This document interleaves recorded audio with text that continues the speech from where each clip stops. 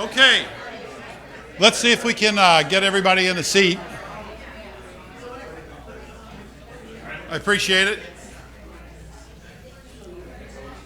It's on. I'm just not loud enough. Well, okay. Got one last cup of coffee to grab. So a couple of things to get started. If you could silence your cell phones just to avoid that distraction as we go through, that would be great. Second, we do have some printouts. The copier is working as hard as it can to make a few more. So if you find yourself in a situation where you just can't see, raise your hand. We'll try to get you a copy of it so that you can follow along more easily. I will start by simply saying that we had a terrific turnout, as it turns out, for the survey. We had over 600 responses, well more than we had last time we did a survey in 2021. And those 600 responses represented about 60% of the total? 78% of households. Households were 78% represented. And so it was really great to make sure we got everybody's feedback and we're able to incorporate that. We have the pleasure of having Club Benchmarking doing the survey for us this year. And the reason that's a good thing is because they do have data on hundreds and hundreds of other clubs and communities similar to ours. That doesn't mean we're going to compare ourselves with others and say, okay, well, now we got to be like the Joneses. It has nothing to do with that. It's got everything to do with what are other clubs doing well and what are we doing well and where do we have opportunities to get better and how can we learn from those. And we are in our values. If you go look at our mission, vision, and values, in our values is continuous improvement. The other good reason to do this with club benchmarking is we can use the exact same survey next year and the year after that and the year after that. And we can actually measure our progress and see whether or not the feedback that you gave us has created the learnings and created different results and different outcomes that better meet expectations that you help us set. And so that's the intent. That's the whole reason we do the survey, is so we can learn and figure out what we can do better. So I will end my comments by saying thank you very much for participating in the survey, for coming today. And I'll introduce Mike Moran from, from Club Benchmarking. And he's going to take you through the actual results, walk you through all the data. And then after Mike, I'll make a few comments in terms of what did the board take away from the results, because we had a chance to go through them last week. And then Mario has done an exceptional job of taking the operational side and saying, all right, what are the action plans that he and his team are now committing to? And that should give you a pretty good idea of the impact that you've been able to have with the survey results. Thank you very much, and Mike.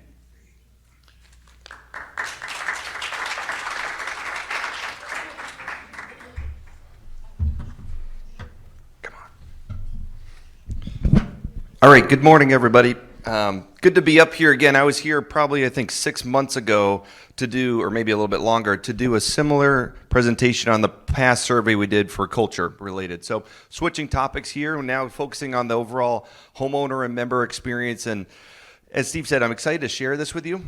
This is fun for me to be able to do. I get to, just yesterday I was in Palm Beach doing a presentation to a group of executive chefs. Later this week, I'm headed back down to Naples again to do a similar annual meeting presentation. And then in 2 weeks' time, I forget where I'm going, but I'm going somewhere in North Carolina. So it's fun to be able to do this. I myself was a prior manager, so I live up in Boston, grew up in New England, so I worked at a nice family-oriented club on Lake Winnipesaukee in New Hampshire, and then I worked at this pretty exclusive high-end club in Jupiter, Florida, and then worked at a city club for about 12 years. So I come from, let's say, the industry, but I've been with Club Benchmarking for about 9 years now and doing this survey work. It's been fun for me to be able to build this offering that we have as a company, but also feel like I'm still connected to you all. I can show you right now, I still have phone calls, emails from members that I used to connect with and work for, and just catching up and hearing about their families. So it's very fun to be on this side and be the voice of your results and kind of communicate it. As Steve mentioned too, I'll be able to share some context. What do we generally see? I think I've read something like 300 million comments in the last 9 years, which is pretty nauseating when I think about it, but it just gives some context of what we generally see within clubs and communities like yours, what your results are showing, and then also, again, being that kind of voice for the overall responses that we have here going forward. If you do have any questions, let's say on the data that's on the slide, happy to take it. But if there's anything that may be a little bit longer of a conversation, we'll keep that Q&A towards the end. I love to get questions, feedback, anything like that. But if there's anything that doesn't necessarily make sense that we're looking at, happy to answer that. So if you're not familiar with club benchmarking, though, we've done a couple presentations in the last couple months. We're a company based out of Boston. Just celebrated 15 years on April Fool's Day, which is odd, but just celebrated 15 years. We're about 60 people strong, and our whole purpose is to drive data and insight into the industry, right? Capture that, remove some of the rumor and the hearsay, and allow us to make decisions or have conversations around that data. And it's been fun to be able to be a part of that and learn. We really are a Socratic company that just we are a company that just continues to learn. We ask the questions. We want you to ask us questions, and if we haven't learned or answered in the past, then it's something that we really geek out on. You'll have learned I'm a self-proposed nerd at this stuff. This is what I spend my Fridays doing, and answering these questions. As we go through the survey, a couple things. Everything's on a 1 to 7 scale. So those that took it in the room, we use a 1 to 7 Likert scale, 7 being the highest, 1 being the lowest. So you as a participant are strongly agree to strongly disagree, or extremely satisfied to extremely dissatisfied. The reason we do that, and how this is a little different than the prior survey, is we're looking for variation in the results. We look at all the results, and we will do what's called a t-test or a NOVA test to see, are the distribution of answers really different? So having a 7-point scale allows us that granularity to be able to do it. Also, we do certain things like regression analysis that tells us what will give us the highest predictability or influence on overall satisfaction. That's the nerd coming out of me right now. So we use that scale, and it allows us to be able to do that and do some benchmarking. A couple of things, too, is we use the Net Promoter Score, which you're familiar with. We'll speak to that. We also look at all the comments that come through, and we have a new sentiment tool that helps us understand the comments. So we don't take anything of yours and put it in ChatGPT or Perplexity or any of those AI agents. We don't recommend you do that either with your club data, because now they have it, right? It's in the void, and now they can use it. So we create our own sentiment tool that can look at your comments. It can provide us overall summaries, gives us sentiment analysis to say, is it how many are positive, negative, neutral, and then also what are the key themes coming out of it. So it adds a new layer to it. There's some 84 pages long of comments that we did read through. You'll hear Mario speak to those and how they're using that as well.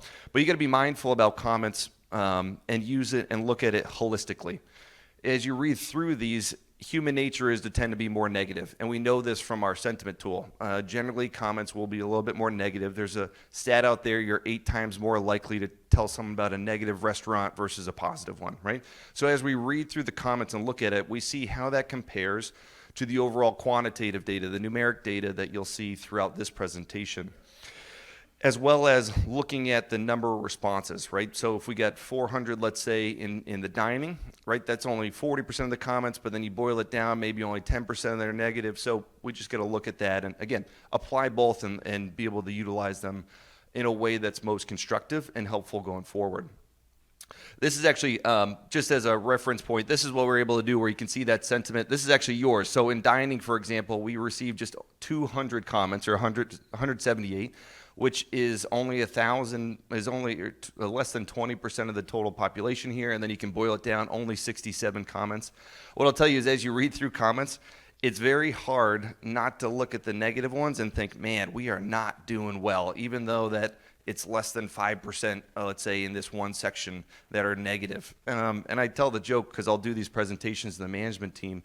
You'll get 9 comments that say how great you are, and then you'll get 1 that calls you a jerk, and you'll only remember the jerk comment, right? It's just because it's hard to overcome some of that criticism sometime.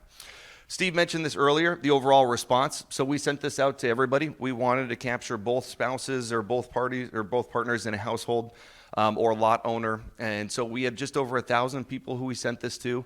And I can't thank you enough for those that took the time. There's 587 responses that we captured. Now, this is slightly higher than the culture survey that we did a couple months ago or at the end of last year, which is great. It tells us that, A, you recognize that this is a method for you to share your feedback. Now it's up to us to prove that to you.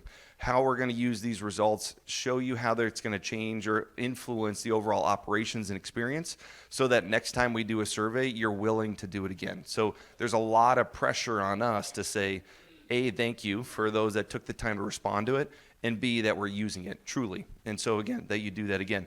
We had a 58% response rate that you see here, this completion rate. And then when we look at overall household or lot owner percentage, there's about 564 within that. We received at least one response from 442. So 80% of properties had at least one response in the survey. Again, it shows that this is very representative overall, and I can't thank you enough for those that took the time to participate in that July timeframe that we had.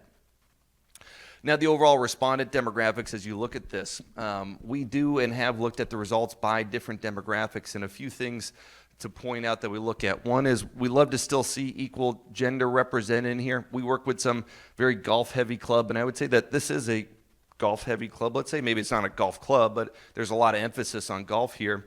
But we still work with some clubs where the male-female is like 35, 65, or maybe a little bit lower, just indicative of the culture, let's say, at that club. So you see an even split there. You can see the breakout by that should say age, down on the bottom right, but there's a pretty heavy grouping of residents or members or homeowners, between that 61 to 80 years old, which is that baby boomer population. It's the majority of people at that 67%.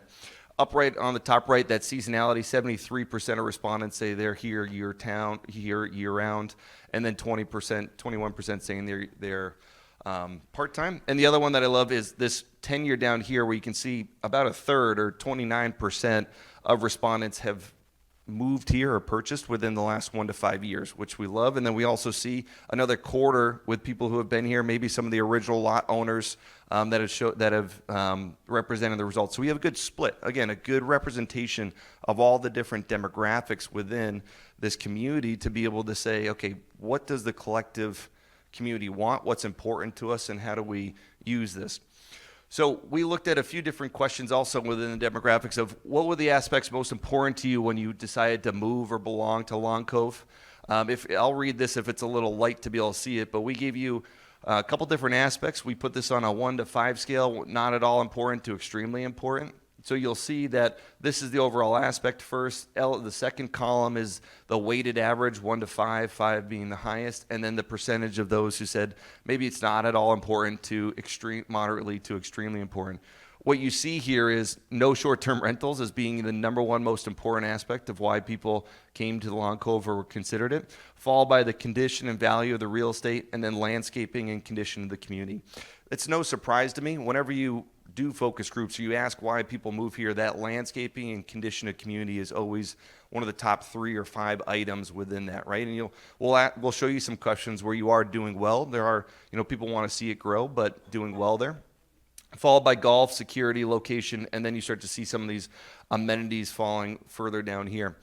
On the right side, we also want to get a pulse on, what is your overall perspective on what was most important generally to you coming to this community, because we feel like building off of that culture survey that we did before, we're at an impulse, or we're in an impasse to say, what do people want, right? What was most important? Did you come for the home and the POA versus expanding the overall amenities in the community, or did you come here because we had the pool, the golf, the tennis, and all these other amenities and dining, and that's what brought you here, and then you said, oh wow, we should move there and look at this home.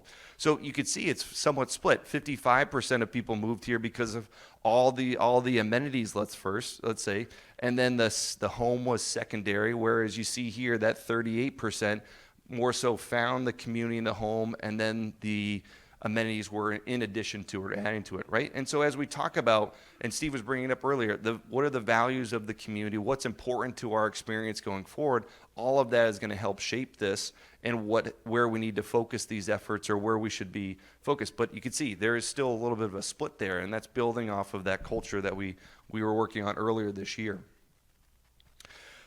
Now we look at overall experience. So one of the things, this is a little bit of housekeeping. You see on the top left, you'll see this going forward. This is a distribution of results. So this is a picture that says about 120 blue dots that represent that blue line.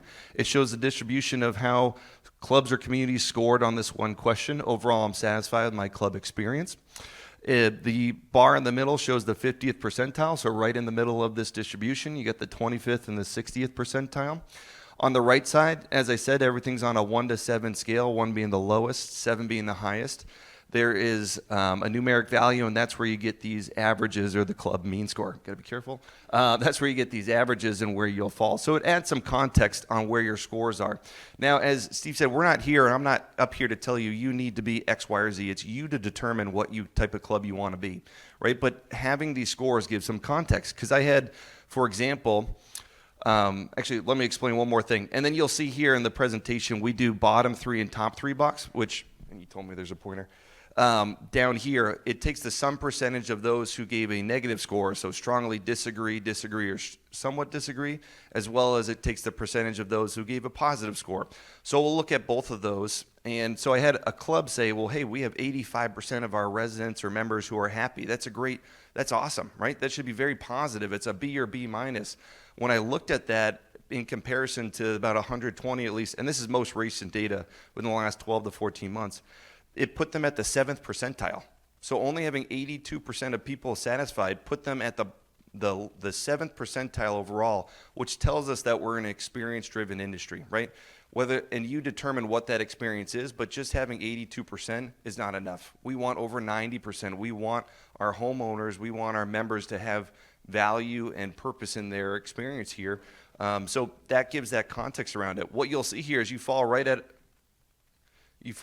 our median with this score, and this is something that we'll track going forward. This survey is a great barometer and a benchmark or a line in the sand of, hey, this is where we fall currently.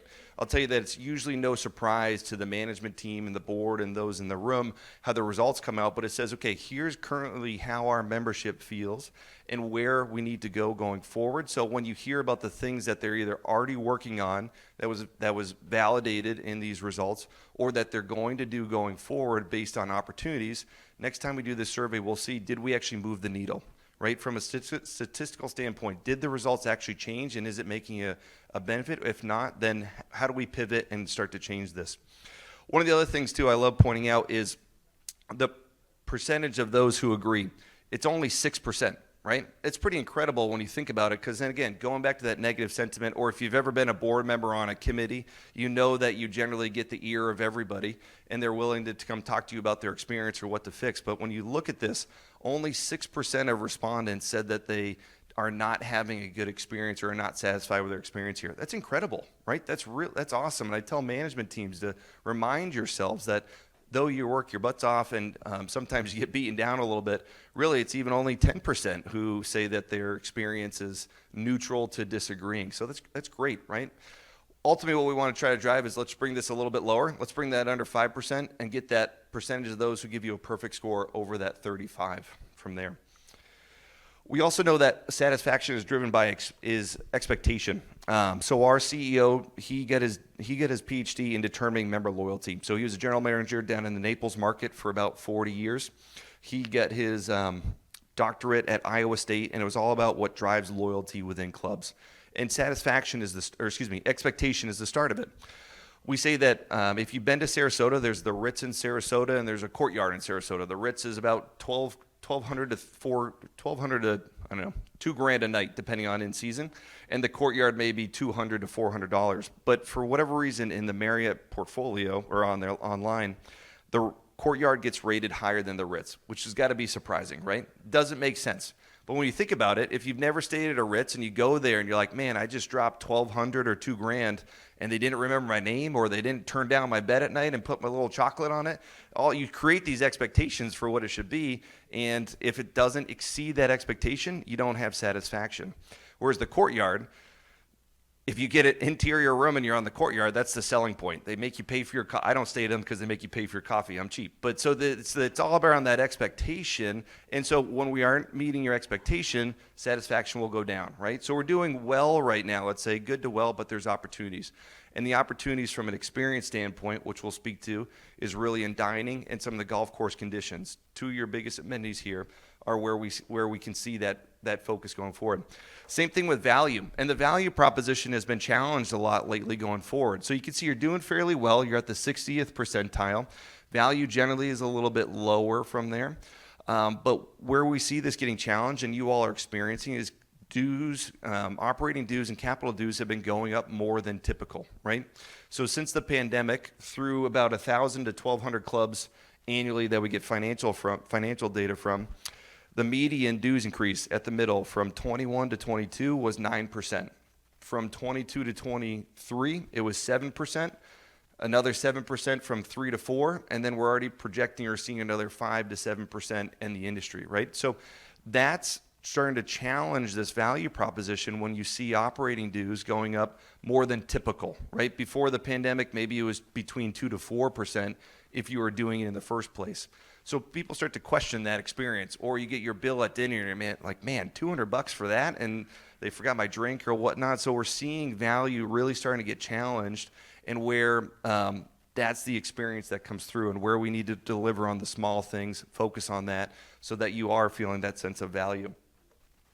So Net Promoter Score, we love looking at this. We've done a lot of research. This is based, Bain & Company out of Boston created this metric. We've met with a few Bain partners, which they're on boards of clubs, which is pretty awesome to be able to work with that. The founder belongs to a club in the Cape that we work with. And so what they did is they asked this question: on a scale of 0 to 10, how likely are you to recommend X? They did this process called factor analysis, where it's essentially just grouping like answers. Those who answer similarly, how would they answer one question? So people who are very positive would answer a 9 and 10. People who are kind of on the fence and in the middle answered a 7 and 8. And those who are negative throughout the survey answered a 0 to 6. It's wildly consistent. This is another thing we nerd out on. We look at on Fridays. But we could break out all your results and have by these three groups, and they generally 90% of the time are statistically different. So it creates a good segmentation. This is all about engagement, that purpose, right? How likely are you to recommend wanting to move here? And so you get your score, that 40.3 on the bottom right, by taking the percentage of promoters, which is 56, and subtracting it by the percentage of detractors, which is 15. And that's where, and there's a few decimal points in there, but that's ultimately where you get that 40.3. And you fall right at the 55th percentile. Now, you may be sitting here, because I didn't address this yet, who the heck is behind this blue line? I don't trust anybody that you're putting back here. They're not a community. They don't have bundle. You can come up with whatever you want. We've done enough research to look at those and said, okay, if you're a club that is $40,000 a year or more to belong to, or a club less than $10,000 a year to belong to, are your results better or worse? And they weren't. The distribution of scores were not statistically different. Are you a gated community versus a full-service club or a golf club? The scores were not statistically different because it's subjective. And back to expectation. Are we delivering on your expectation? If you belong to a club that's $40,000 a year to belong to, you got some pretty high expectations. Is that club living up to that or not? And so that's where we're comfortable to say, from a context standpoint, using the industry as a whole. I tell you, we have negative Net Promoter Scores. I have a club that's a negative 55. We don't show that. That was a terrifying presentation. It was not fun. But two of these that are down in the negatives, one of them has hosted PGA or USGA. I don't want to single them out, but they've hosted major championships, right? So that's a club that's hosted major men's golf championships that has negative Net Promoter Score. I have another one that has some of the nicest facilities in Florida market down there. On the top right, I have one of our highest clubs is a tiny little family-oriented pool, tennis, and dining club in Delaware. So again, it's not always the best clubs that are anywhere. It's really, are we delivering on the values, the mission that our club wants, what our membership wants there? So you can see this slipped a little bit backwards from the prior survey, but we know that since then, things like the golf course took a hit with the growing season. We have some opportunities in F&B. So we're seeing that, but it's not too alarmingly of a slip from there. But this is ultimately something that we want to continue to drive up, and we're focused on going forward. So just as one example that I wanted to be able to show with the Net Promoter Score as well. So as I said, this is where you can see some of these. We'll be able to look at some of the summaries, but you see things like rising fees, lack of amenity, crowded golf course for these. What was pulling us down ultimately from that Net Promoter Score. Another question that we wanted to look at, and we've asked this at a few communities in the area, which was great, is as we look to the future, please answer the following, right? This goes back to the culture. These are some of the changes that we're doing, and we want to know, do we have the same pulse in the neighborhood? So one of them was, so I would prefer, add additional owner-supported services and amenities with associated costs, even if it results in increased dues, 29%. Maintain the current level of service and amenities with increased dues to keep up with cost increases, 54%. Reduce services and amenities resulting in limited increases in dues, 17%. So you got 30, 50, 20, let's say. So again, another little split where what are people looking for? You see 30% roughly saying, yeah, we want a little bit more, we're willing to pay for it. And you can see in the top right that some of the younger members are driving that. Some of the newer members as well on the bottom right are coming from that sentiment of, yes, we want to see a little bit of an expansion and we're willing to pay for it. Whereas you see in the opposite, which is probably no surprise, some of the more senior members, you're seeing that 67% say keep it as is. We're still willing to support the club though, right? It doesn't completely flip to reduce, which is reassuring. Same thing with as tenure somewhat grows, but this is where we'll see as the club, let's say, turns over a little bit, more members and newer members are coming in, some of the sentiment around amenity-driven experience or investing and evolving is where that may grow. Now, we're not telling you to go either way. We know it does help sustain the club and as a best practice, but we'll monitor this over time because this gives us a good kind of pulse on where the membership feels. What's the most reassuring is we don't have an overwhelming number of people saying reduce the services, cut costs, right? People are supportive of this community, which is great. All right, going in individual amenities. So there's a lot of information on here, and I'll talk you through it. You see the same bar up there, but it's a new data set. So that's overall satisfaction, food and beverage. You can see here, and we want to be able to show all the information, but here's the questions that we ask individually, right? So food quality, food consistency, the overall, I'm not used to using the pointer. I like to point. The overall percentage of those who are dissatisfied, satisfied, the average, and then our industry median and where you compare to that median, right? Do you fall on the right or left side of that? Now, food and beverage is the hardest area to generate satisfaction in because there's so many perspectives and things that we want to deliver on. If I were to show you and stack all of these scores up, the overall satisfaction scores by each amenity, you see that most of them are over 6. Food and beverage is a 5.3.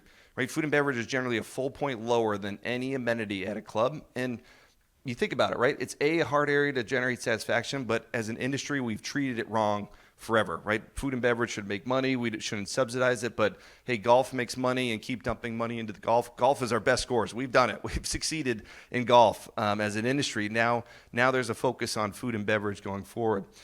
We've done almost a 2-year study talking to some of the best chefs in the industry, doing focus groups with the house committees, doing focus groups with members at large to say, what's most important to food and beverage? We were talking to one chef in Naples, really nice club. He's one of 4 people double certified, and I forget what the accolades are, and it was amazing, the level of attention and detail, the resources they had. And I was blown away. The food's impeccable. I go to do the house committee meeting. I was like, what do you think about your chef? How great is that? And they said, well, if the fries aren't warm and the burger's not the temp, who the heck cares, right? Consistency is key. We need to deliver on the small things.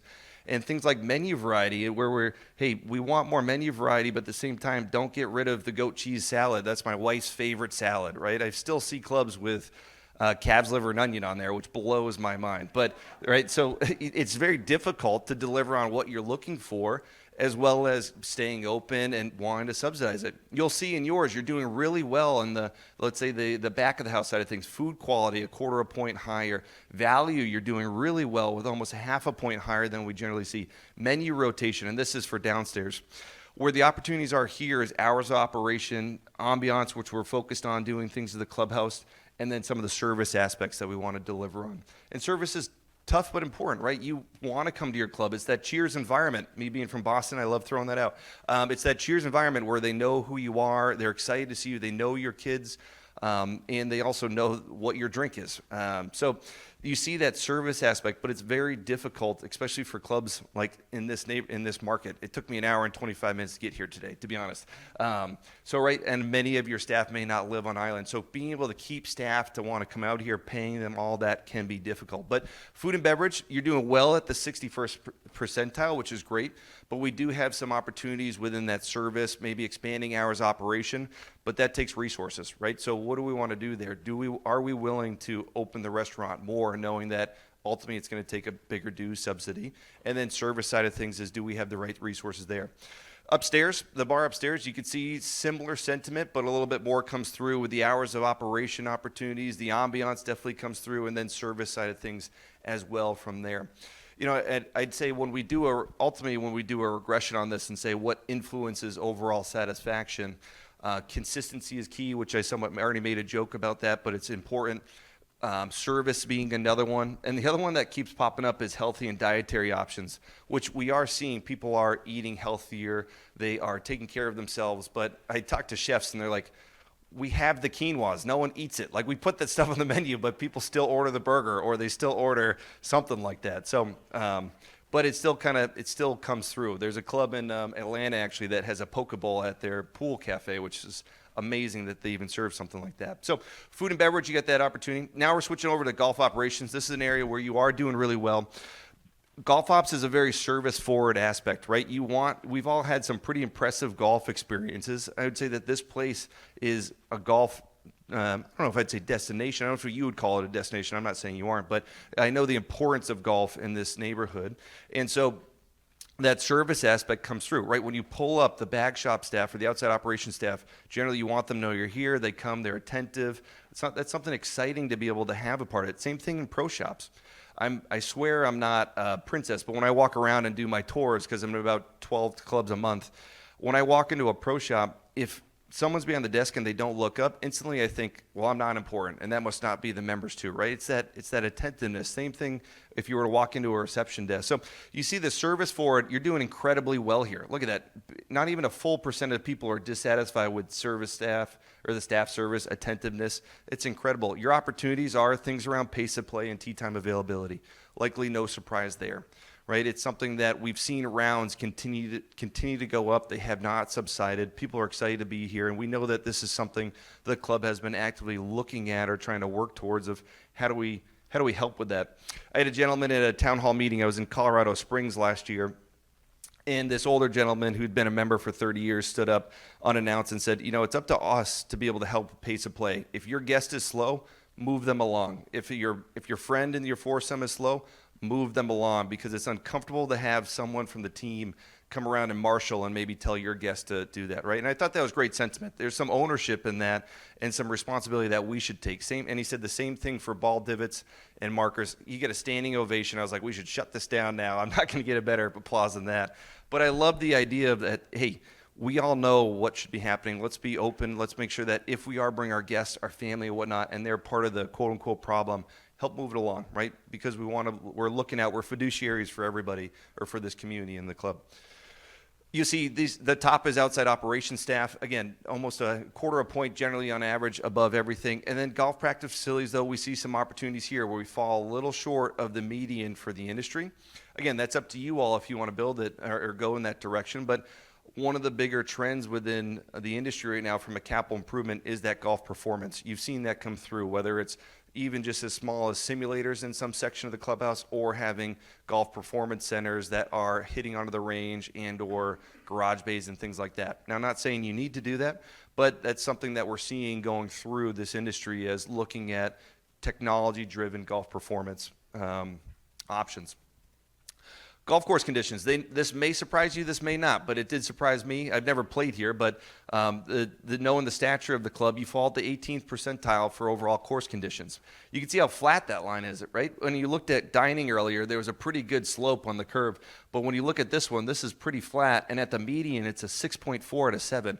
As I said, we do well as an industry for golf course conditions, and people rate courses and golf ops very well. So it's difficult, right? It sets the expectation that though we have 92% satisfied, we have a 0.6 out of 7 score. That the expectation in golf across the industry, regardless of the stature club, is very high. So you can see where these opportunities are. We know that you had a very tough growing season too, so coming out of that could have influenced that. The timing of the survey is one thing that we've talked about as well, is when's the right time to do this, because when we do annual surveys, they're like a balance sheet. They're like a snapshot in time, right? So maybe you went to dinner last night, your salmon was undercooked, which probably never happens, but your salmon was undercooked and I asked you to take a survey. So food and beverage could have been lower in that sense. So we're looking at things like that, but we know these are some opportunities where things like tee boxes, greens, where those are more than, or about on average, a half a point higher from there. Bunkers are generally the lowest rated. I had another gentleman at a town hall meeting say, don't hit into bunkers, you won't be dissatisfied with them, but they are a part of the game overall, but you'll see how they are generally lower satisfied. And the bunkers usually get the most flack, and we're seeing a lot of clubs looking to invest in those, and drainage is important, looking at the new ways that they're doing that. So right now, as we said, dining is one of the bigger opportunities with hours operation, service. You can see golf operations we're doing very well in. We have opportunities with pace and play and tee time availability, and then the golf course conditions being one of those overall that we'll be looking at as well. Next is the pool. So likely no surprise here. We know that this is an area that needs investment but isn't a priority. Things that come out of the pool is always cleanliness. Cleanliness is key, and we were talking about it with the board last week of just saying, hey, from a regression standpoint, I know that cleanliness is going to drive overall satisfaction generally, so focus there. And they said it is clean, but it looks like a prison cell, essentially. It looks like so how much can we actually make it look much better from there? But you're doing well here in the cleanliness, but the opportunities are around some capital investment. But you'll see, or as we've known, that's not a big priority at the moment overall in the community. We have other things to focus those capital dollars on. The other thing that comes out in the pool a little bit more too is rules enforcement and policies, especially when kids are around, right? So who's policing who? In some of the other country clubs that I work with maybe a little bit younger membership, you'll see that with families just dropping kids off of the pool and not even policing them, so it's uncomfortable. Who's policing who? Bathing suits is coming up a lot. So those are some of the other things that are kind of percolating up through the comments. But your pool scores ultimately get some of the lowest scores within this survey. Tennis, you're doing incredibly well in. You have about 0.25% of respondents who play tennis here. And so racket sports are generally driven by the professional staff here. When you see this, when you see them have clubs or communities having the resources for the adequate number of pros, both for tennis and pickle, you generally see scores really well. It's a great opportunity for socializing. Having a pro that's able to pull together like players is helpful, especially when you're maybe seasonal and you don't know who you can play with in the league play. The other thing that we're generally seeing coming out of this is there's a big turf war. I'm sure you know of it, but there's a massive turf war for tennis and pickleball. I do not like doing tennis and pickleball focus groups because it's just a spat. It's not fun. I defend both parties. I know you need 6 courts for leagues, tennis players, so I'm there for you. I'm not giving up your turf, but also pickleball is the fastest growing sport. So it's we're in an inflection point as well there. But you can see that your professional staff gets rated really highly. The lessons, the programming gets rated really highly. Court conditions, you likely have made an investment in this area because you fall at that 80th percentile. And you have a good percentage of people, about 20, as I said, about a quarter of respondents who are playing or active tennis players, which is where you typically see that fall within the results. Next is pickleball, too. You can always tell when a club or community has made an investment here. Generally, if you fall on that left side, look at how stark that line goes down, right? So these are all people on the left who either haven't invested in it yet or drew lines on the tennis courts, or I had one club that drew lines in a parking lot just to do something. So you can see it's generally over there. Whereas if you're on the other side, you typically can see that there's been an investment there. We've built something, and we're doing well. Look at the investment that you've made here with 42% of people who play pickleball. It's such a great community, let's say, within pickleball. I picked it up just so I could speak to it. Truly, I got my butt kicked by this 70-year-old woman in Cape Cod, and it was awesome. My wife didn't talk to me for a little bit, to be honest, but I picked it up because it was such a fun community to be it's so competitive and people moving around and switching courts and all of that. So what you've done here is great, right? You can see the level of investment. You can see how strong the support is at 42% who are playing it. So I love the validation that we receive in that side of things. Next is landscaping. So we don't ask enough of this meaning that not every community that we work with is in charge of landscaping and or is it a wide enough database to be able to be comfortable to give you some industry benchmarks. So you'll see in the next two slides, this and security, we don't have that industry context, but you heard me say earlier, this is generally one of the biggest influences on why people move to communities. They're looking for that front gate appearance, being able to have someone take care of their home, as well as the roadways and the community, the cleanliness of it. So it's incredibly important, especially around the holidays, the seasonality, the poinsettias at the front door of the club. People love that, right? It adds a lot of character from that. So you're overall doing well here. Maybe there's a little bit of opportunity with some of that cleanliness on the roadways. This is an aspect that I would say we want over 90% on most of these because, again, of how important it is for those that or how important it is, and one of the biggest reasons why you've joined here, you've moved to this community. I know there's also been some switches in who's maintaining that, so there could be a little bit of transitionary there as well. Next is security and community access. This is another service forward, right? You want that friendly smile. You're doing well here, right? No. Besides, or I'll speak to that, but the overall service aspect, service, professional image, greeting upon arrival, overall satisfaction, no more than 5%, somewhere below 4% of dissatisfied and over 90. So that's great, right? You love that level of interaction, engagement. Speed and traffic control.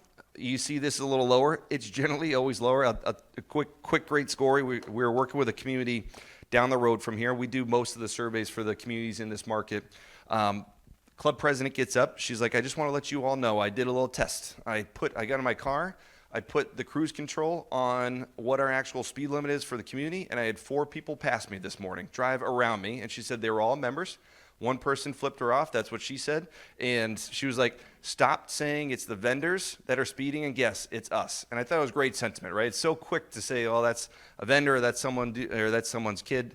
We got to look inward. And I tell this to communities as well.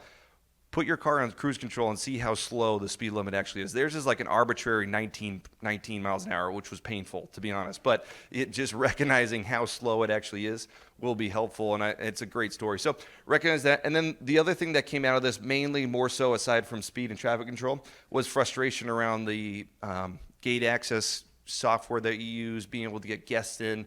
That was the predominant message within the comments that we received here, was looking at how the functionality of it not being proficient enough and the frustrations around it. So speed traffic control being one that's a little bit difficult, but that the technology side is that where the opportunity falls within this. And then your staff there are doing an excellent job. Now with management that you see here, so we have management and the board next. We fall right at that 55th percentile. I tell you that management usually gets a little bit more sucked in by the overall performance of dining. So there's a little bit there. We talked about golf as well. But the biggest thing to come out of this is responsiveness, communication. Those are usually the biggest contributors to overall satisfaction and management performance.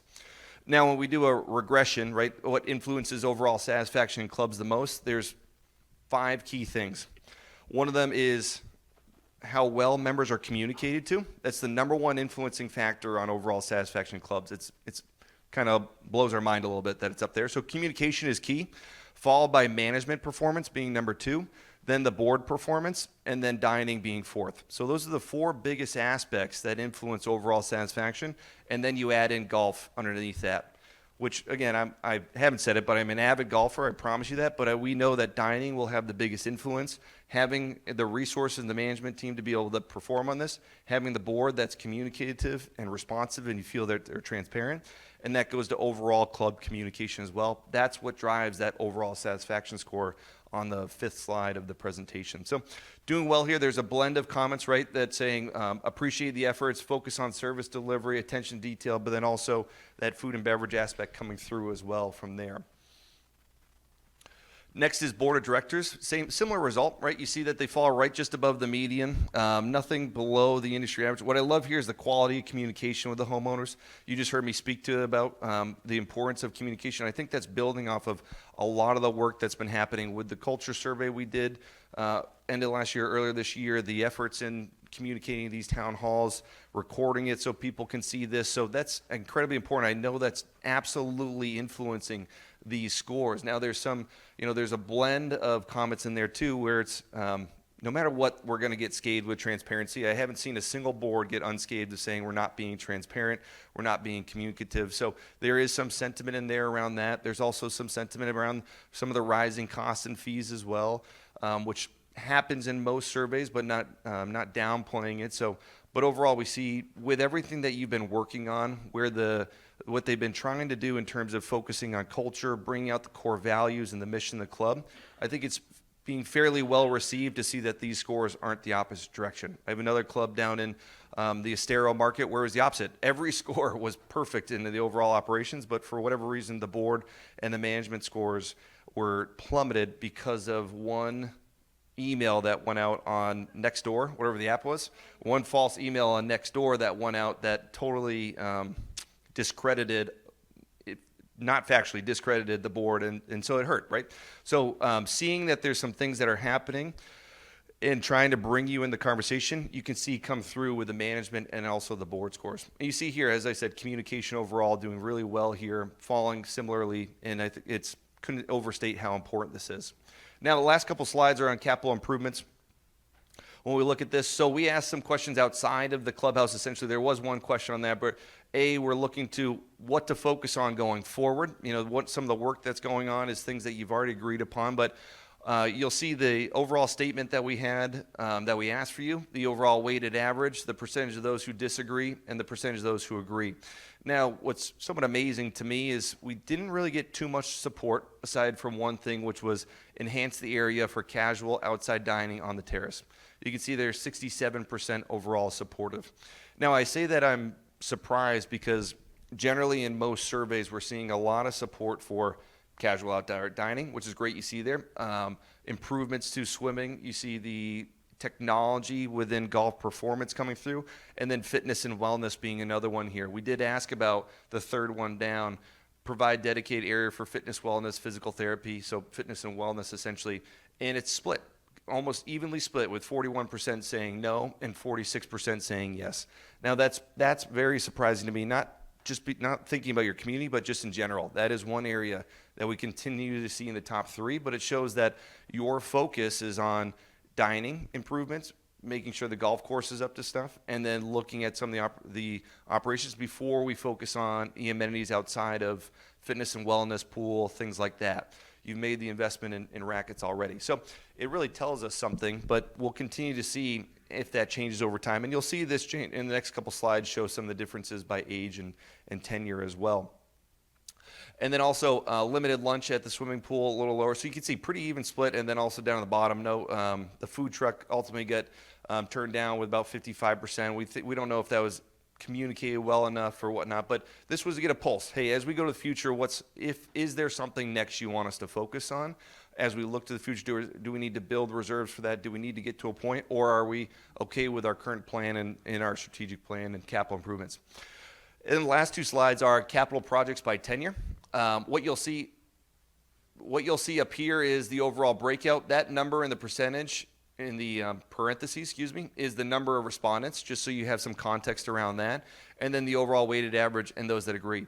For those that are let's say the newest homeowners, you can see where it's I'd say no surprise, but you see that dedicated fitness and wellness, 68% supported, enhanced casual outdoor dining, 74%. So there is that sentiment with the newer homeowners and residents or homeowners and members coming in of looking to those improvements. Think about slide 6 all the way at the top when we asked about what do you want us to do, right? There is that 38% who said it's okay, we're willing to pay for new broader amenities. And so you see that here, right? That consistent messaging from there. And then, but you do see, aside from that, then it breaks out to still be enhanced casual dining as being the number one thing to look at, and then a little bit of sentiment on year-round dining on the JFP porch in terms of 6 to 10 from there. And the last one being age, 49 years or younger, that's a pretty small subgroup, and then 51, so that 49 or younger is essentially that millennial population. 51 to 60 is roughly your Generation X members, and then from there you can see how it breaks out. But again, that younger demographic, let's say under 60, you can see that over 60% of them support that casual or that enhanced casual outdoor dining and dedicated fitness and wellness space. So that likely whether we act on it now, which I don't know if there's overall enough support, will continue to kind of percolate and come forward, I think, as we evolve and going forward. And then also, once we get to that 61 or older down here in the bottom left and over, that's where it's just the enhanced casual outdoor dining that's overall where that support comes from. So happy to take any questions. There's a microphone up here. We can pass it around. I can't overstate those in the room that took the survey or those that are watching or listening. Thank you for taking the time to participate, because we want to be able to have this information to help evolve the club or know what we need to work on, right? A lot of it you'll hear was stuff that's already been getting worked on, but it validates that, hey, this is where our membership wants to go. These are where the gaps are. And so I can't thank you enough. Now I can't also overstate. It's now up to us to prove to you that this helped, right? And that we're going to build an experience or grow an experience that you all want. So your input collectively is incredibly important. So thank you for those that participated. Happy to take questions, thoughts, or I can pass it over, and we can always take questions afterwards. Yes, sir.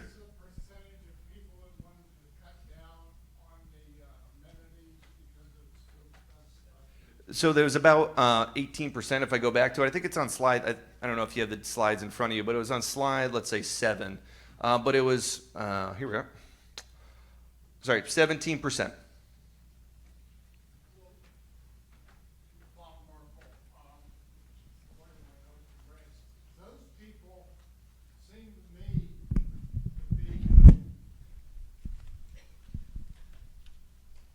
The ones that are going to vote against everything. In other words, those were the people that were voting against the 75% down to 66% that we just had. So how do we deal with those people? I mean, just tell them to take a hike or what?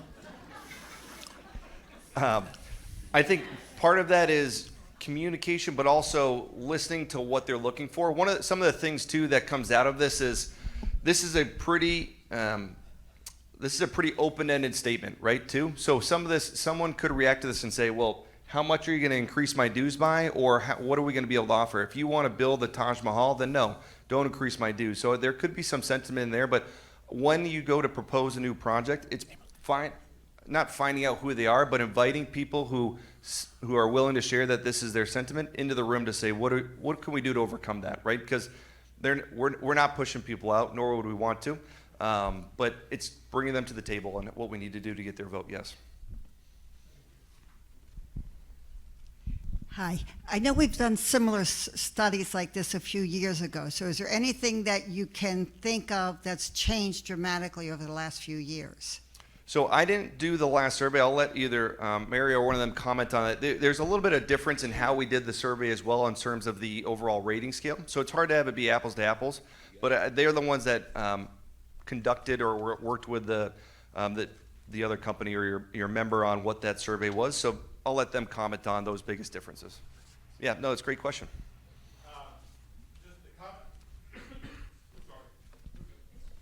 Just a comment on that is the number one issue in the survey that was done in 2021 was road safety. That really fell down pretty far on the list this time, which says progress has been made. That doesn't mean we're out of the woods and doesn't mean there's just not issues, et cetera, but at least that one dimension certainly made a difference. There was continuation of a call, and it's a little bit embarrassing that it's 4 years ago or 5 years ago that, what are we going to do about casual dining? Casual dining. That theme was alive and well in 21, and it's alive and well now. And so I think it's a really important wake-up call to make sure we're doing something about it.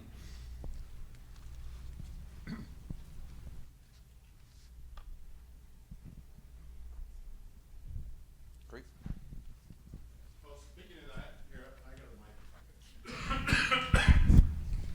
Speaking of that, we had the opportunity as a board last week to go through the same survey results that you just saw. And so no whitewashing, no changing, this is it, this is the data.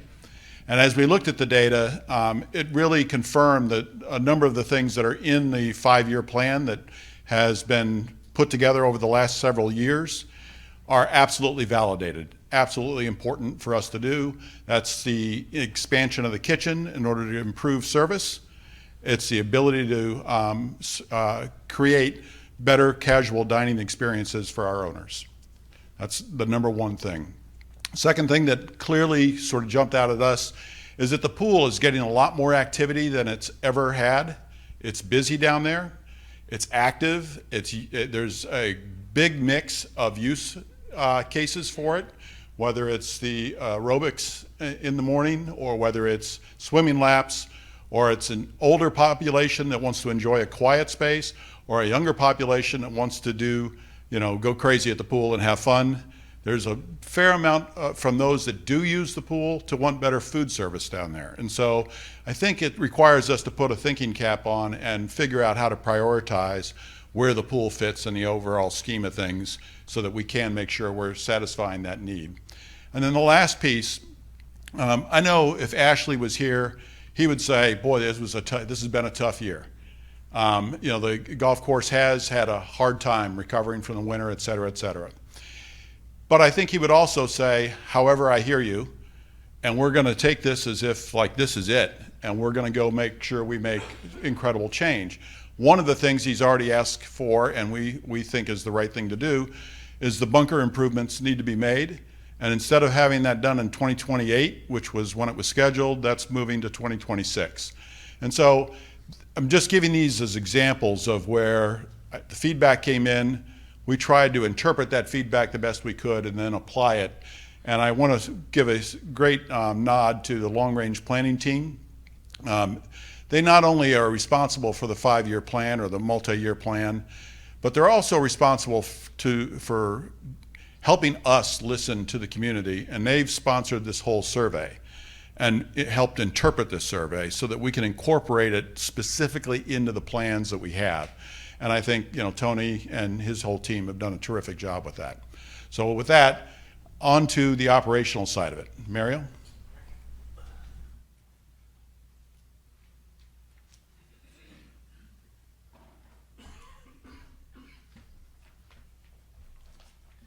Good morning, everyone. Good to see you all. Thank you, Mike, for a great presentation, and thank you, Steve, for those comments. And thank you all for being here and for participating in the survey. It was great to see almost 60% response there, so we do appreciate that very much. What I'm going to share with you today is a few comments about how the leadership team looked at the survey and responded to the survey. And let's get rolling. I know you've been here for a while. I promise I won't take more than a couple hours. Okay, first I just want to highlight club benchmarking because there's been some comments, sentiments, club benchmarking and why we use them so much, so frequently. And I have been using club benchmarking in my professional career for many years, and they're the best in the industry. And that's why I'm a big fan of club benchmarking. And we want to have data-driven decisions. That came out in the survey in a couple different areas, but we've heard that multiple times also. And using data to drive what we're doing here is something that can't be argued with and kind of helps us guide us in the right direction as we move forward. And the other thing is that it validates what most of the successful clubs do, and conversely, what unsuccessful clubs do. And it kind of, again, just serves as a guidepost for us to know that we're going in the right direction. It is good to see what other clubs, other communities in our industry are doing, both locally, regionally, and throughout the country, so that we have a good idea of the direction they're going to move in. I am a big fan of club benchmarking. I will say they do not force us into building things and getting new amenities. It's not about that. It's about using the data that they have to help guide our decision making, and not for any other reasons. So we did not, Mike touched on this, so I'm going to highlight just a couple things. But here's a couple things in the survey that we did not focus on. And when I say we, I mean myself and the department heads from a leadership team standpoint. We did not focus on the negative comments that were in there. We did have 84, 86 pages of comments. Not all of them were negative. There were plenty of positive ones in there. But it's human nature to focus on what is negative, and we did not do that. The percentages that we see down here, member dining was one of the highest things, and we're well aware that we need to work on improving service, and we are zeroed in on doing that, and we have been. but it's only 11% of the people that took the survey. And if you expand that out to the overall people that can use the facilities here at the club, it's even significantly less than that. It's around the 5 or 6% mark. What we did focus on is the percentage of people that agreed or strongly agreed that they're overall satisfied with the club. I said 75% there because that was the two top categories, agreed or strongly agreed. And if you add the somewhat agreed in there, it is over 90%. But when you've got 75% that really feel strongly about how satisfied they are with the overall performance of the club here, that speaks volumes to me. I want to focus on that part and, again, how we can get better. Overall satisfaction at 30%, we're not too far off of best in class here. 35% that strongly agree is what best in class is. We're 5% off of that. And when you've got a negative score of 5.9%, we're less than a full percentage point of being where we need to be for best in class. That is something that we can clearly work on. That's something that we can focus in on, and that's encouraging to me. We're close.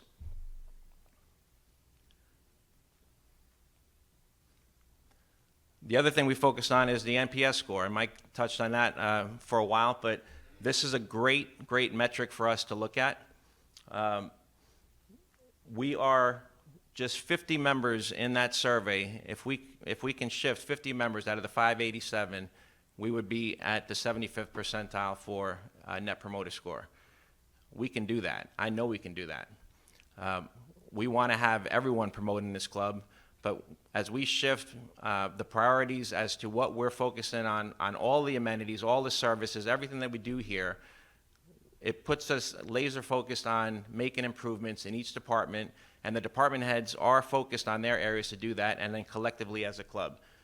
It's achievable, and we're working on it, and we're going to make it better.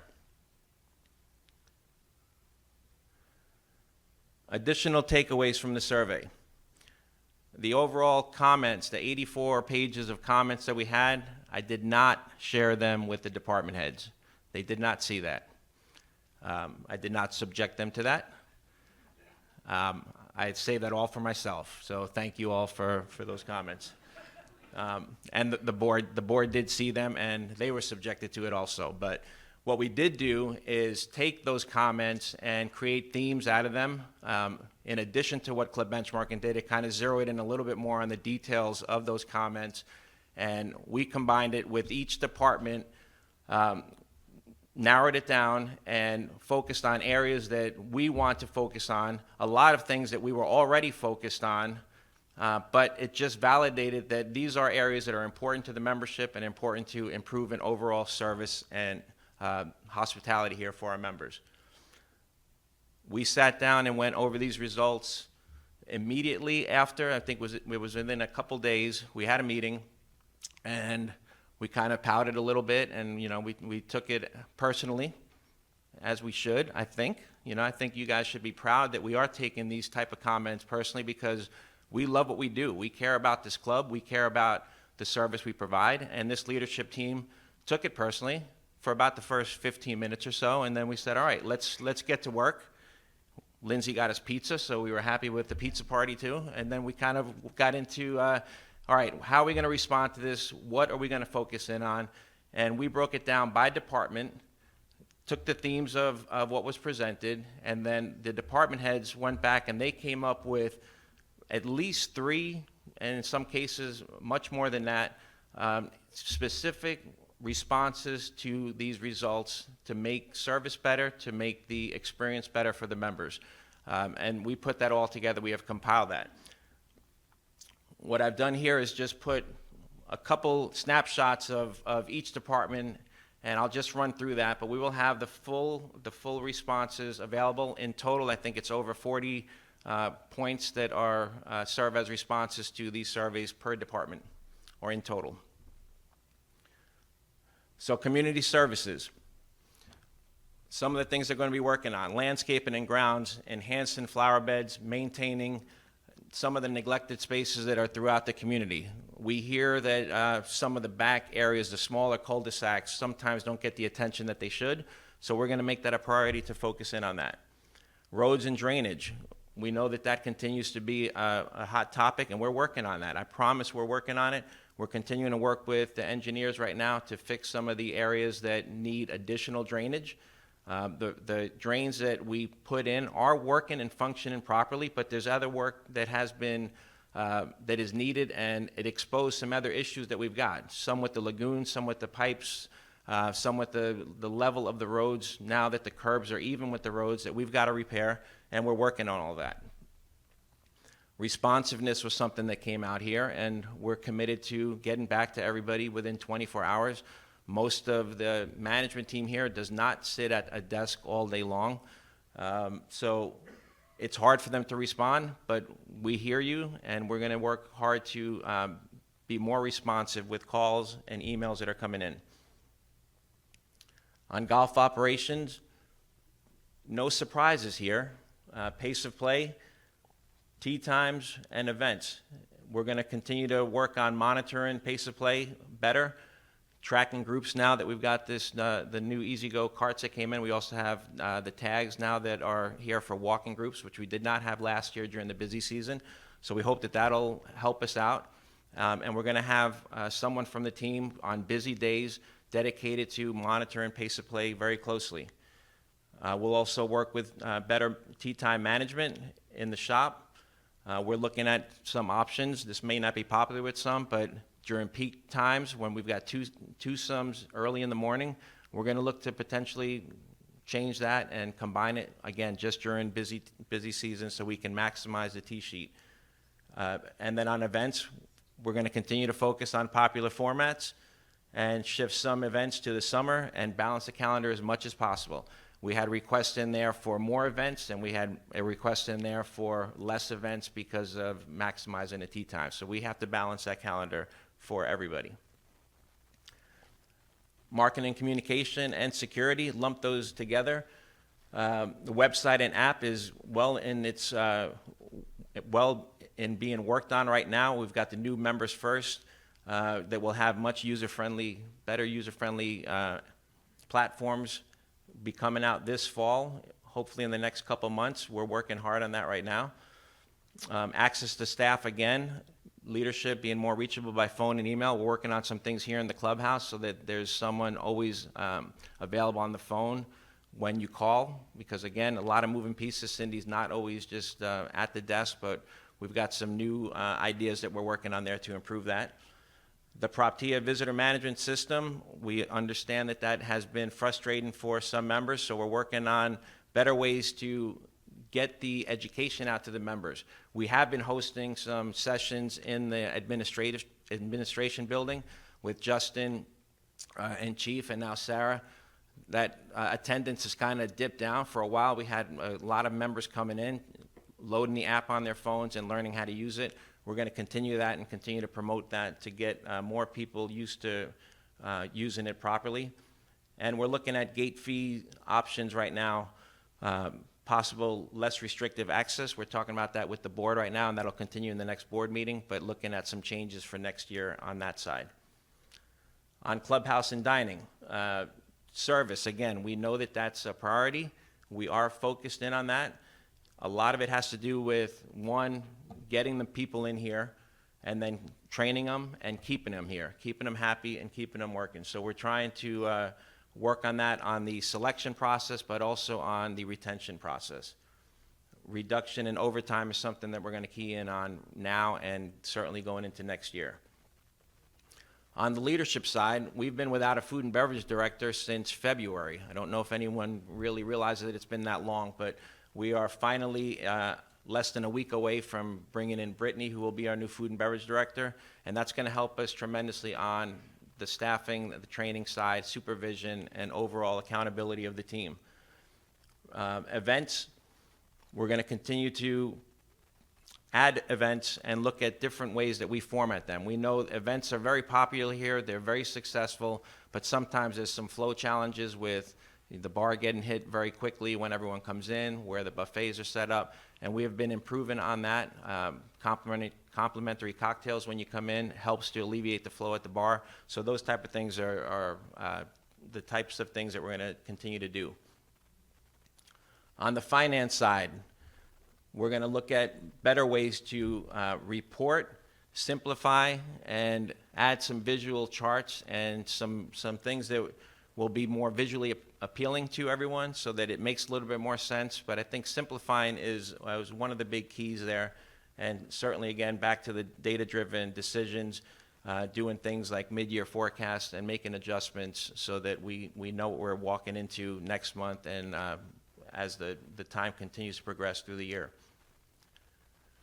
At the sports center and the pool, Tom's working on streamlining events and better using staff to cover the overall activities there in addition to the regular hours of operation that we have. That's challenging with the small team that he has, but he's coming up with some ideas to do that.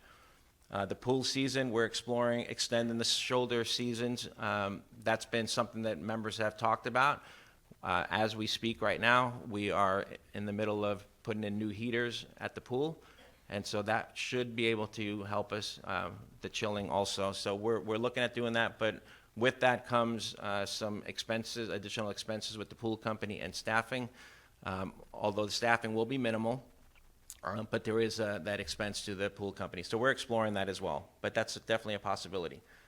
On the golf course maintenance, Steve mentioned this earlier, but bunkers and sand were one of the main things that came out.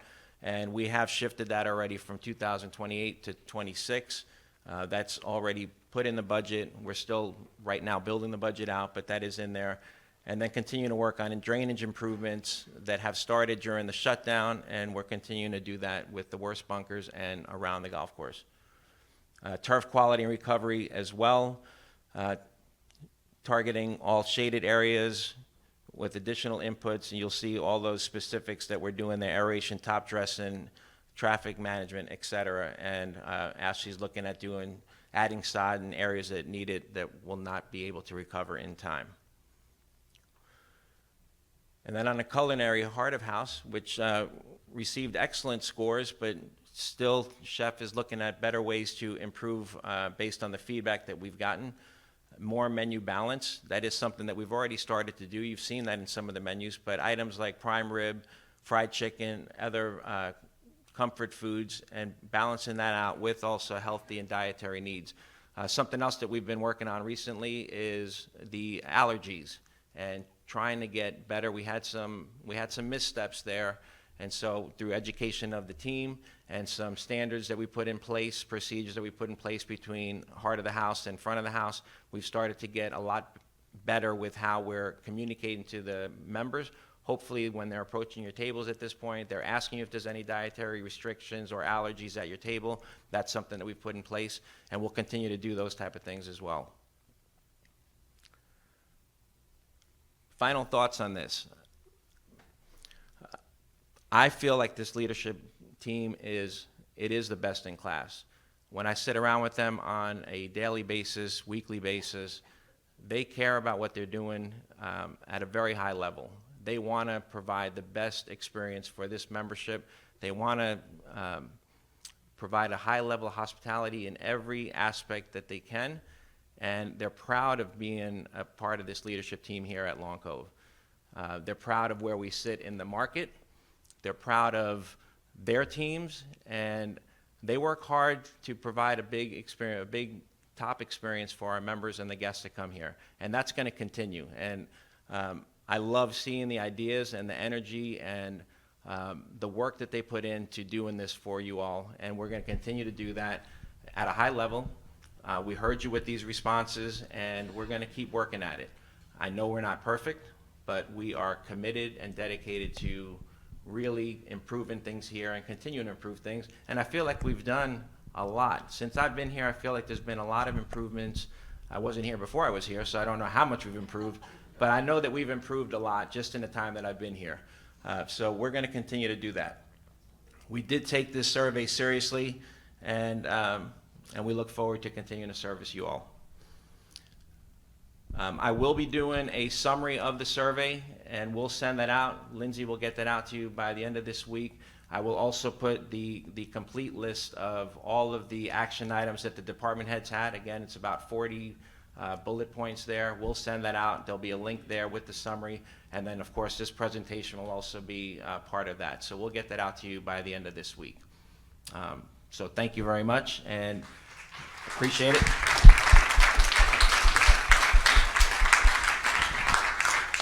So, just a comment on Mario. As soon as we got all this data and all the comments came in, you know, it was a little overwhelming to read the comments. I mean, you do take them personally. I'll tell you, I took them personally, and that's okay. You should. You should think about, you know, the details of what would motivate somebody to say something like that. What could I do better? How can I be better? And I think Mario gets tons of credit for his reaction, because once he kind of absorbed it all, by the way, there was some glowing remarks on all of the above as well, particularly about Mario himself and members of his team. But rather than react to the glowing remarks or overreact to the negative remarks, he became a ChatGPT expert.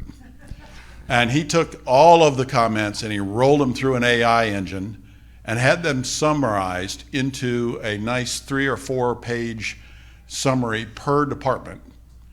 So it depersonalized all the comments and essentially put facts and opinions of our owners in a format that you just couldn't argue with it. This is what our owners think, this is what our owners want. And then shared that with the department heads. They did have a pity party for 15 minutes, and then they got on with it.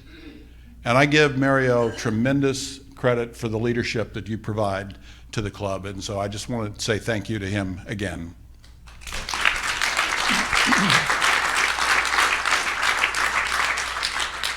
And finally, you know, I think a lot of the feedback that's come in, you may have strong opinions that you didn't feel like you got a chance to quite share enough.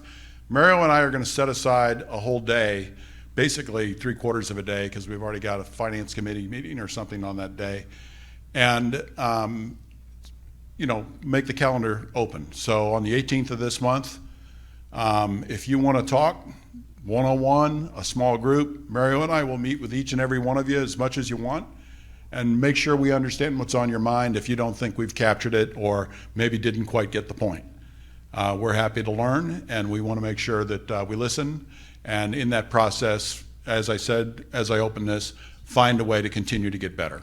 And so that's the game. Finally, questions. Do you have any additional comments or questions? We know we've kept you for a long time, but greatly appreciate your interest in making the club the best it can be.